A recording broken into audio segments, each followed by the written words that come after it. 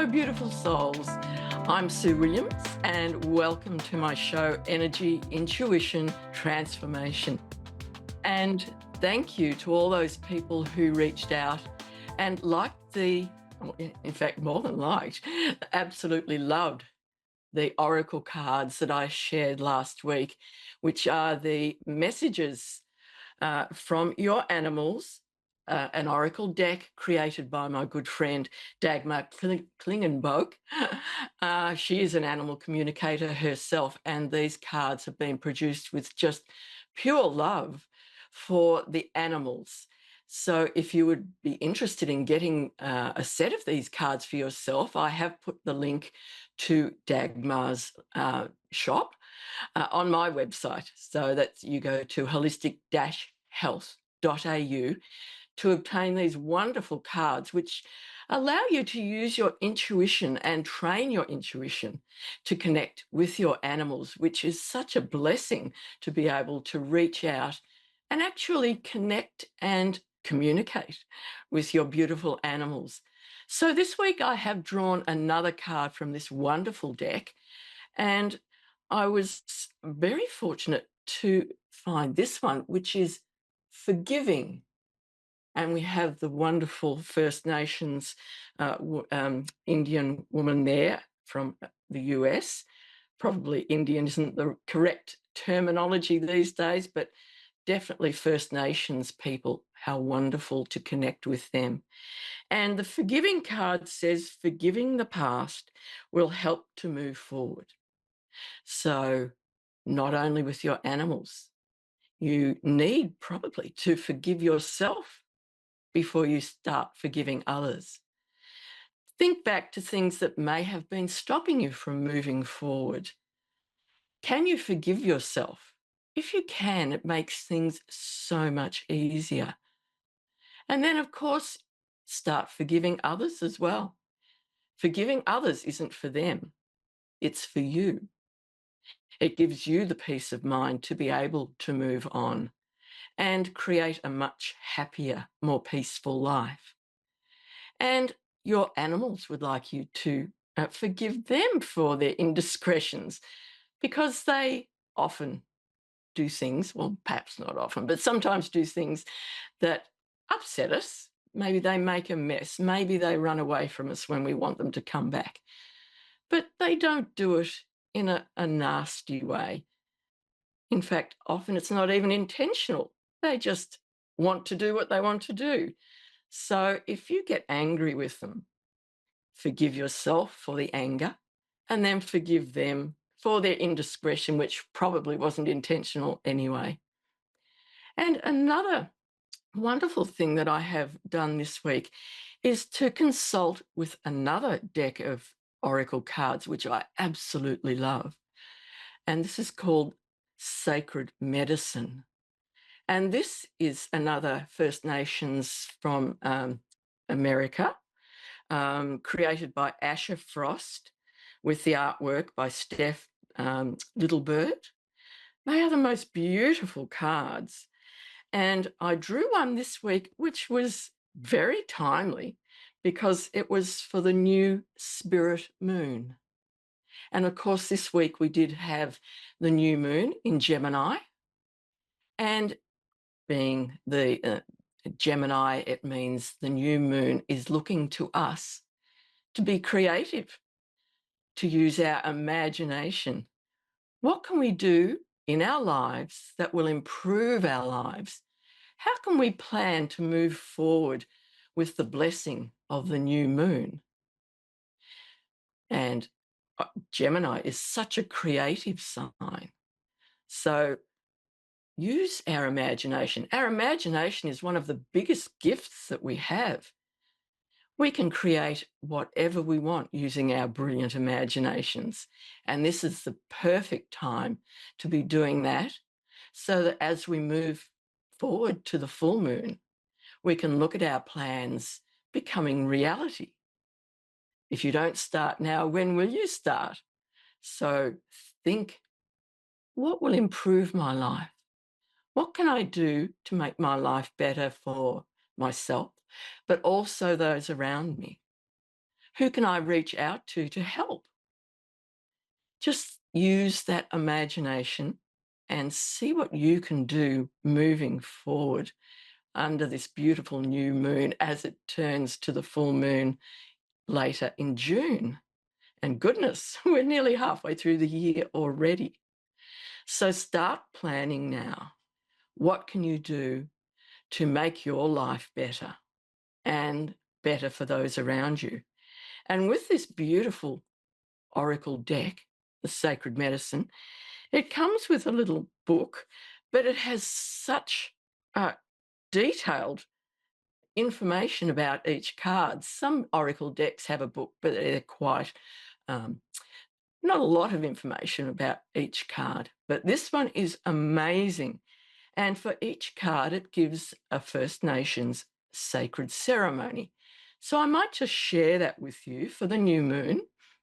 Even though we're a couple of days past it, we should still be able to feel its power and its energy.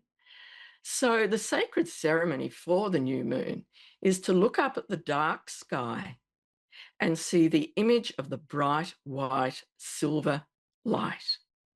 This is a beginning, and there is so much that is unknown. You are handed a seed to offer into the soil of the earth, the womb of the Earth Mother.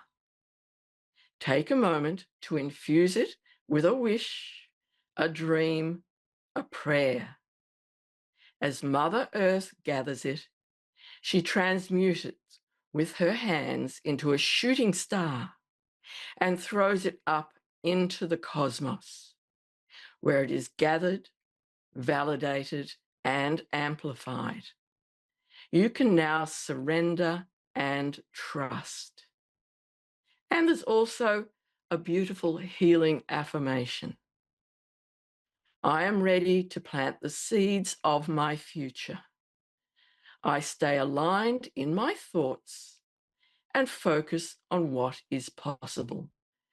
And as I was saying in this Gemini new moon, this is the time of imagination, the time of creation, so that you can put into play the wonderful things that you've only ever dreamt about. And of course, our thoughts create our reality. So, what can you think of to create a new reality for yourself? How can you make amazing decisions at this time that you can implement as you move forward? And what a wonderful thing for us to be able to do for ourselves and those around us. And of course, I absolutely love these cards because they are First Nations. But I have to share that I live in a wonderful place that is very close to our Australian Indigenous people. I'm very fortunate to live near the sea.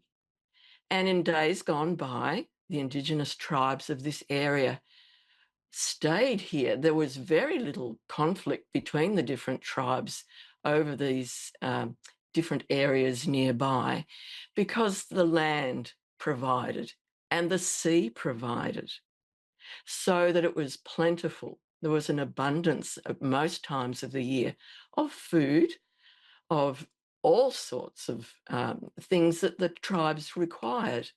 So they were very fortunate to live in this area. And I feel their spirits around me very often. And I reach out to them as much as I can. I had an amazing experience with a fellow animal communicator when we were having a bit of a conference here at my place. We were thinking about how we can allow our thoughts to reach out and call in spirits. We were thinking about animals, but this particular lady, she had an amazing experience which she shared with us. As she was going into her meditation, instead of animals coming forward, she had two Indigenous people from this area come forward, and they were so lifelike to her. Obviously, they were wearing the clothes, the garb that they would have worn those very many hundreds, maybe even thousands of years ago, the animal skins are the garments that were woven from the grasses and other available commodities in the area. And there was a man and a woman, and she sensed that they were partners, life partners, and they were so happy to reach out and to share how they had loved this area, how they had used so many of the resources to make happy and successful lives for themselves and the other members of the tribe. And of course, being so close to the sea, they were able to fish. We have seals nearby. And we look at these beautiful animals now as animals which we should be looking after.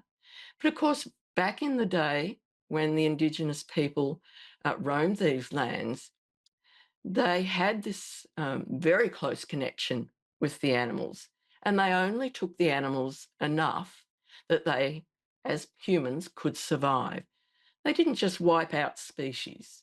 They allowed the species to multiply, and then they would use as just enough to keep the families alive and to allow that beautiful balance of nature to continue. So, as I said, they have the fish, they have the seals, many other different sea animals there. And on the land, the possums, the kangaroos, um, many other species of animals that they were able to use not only for food, but for the skins to make their clothing. And one of the treasured items that I know many Indigenous people have that have been handed down through the generations are the possum skin cloaks. And again, they only used enough so that the tribe had warmth during winter, because it does get quite cold down here in the southern part of Australia. And beautiful. If you ever see the ones that have been made by the past Indigenous people, they are the most beautiful things. And we look at those people who are guardians, who looked after the land for so many thousands of years, tens of thousands of years, when everything was in balance. Everything contributed to not only the humans living, but the animals, the birds, the fish.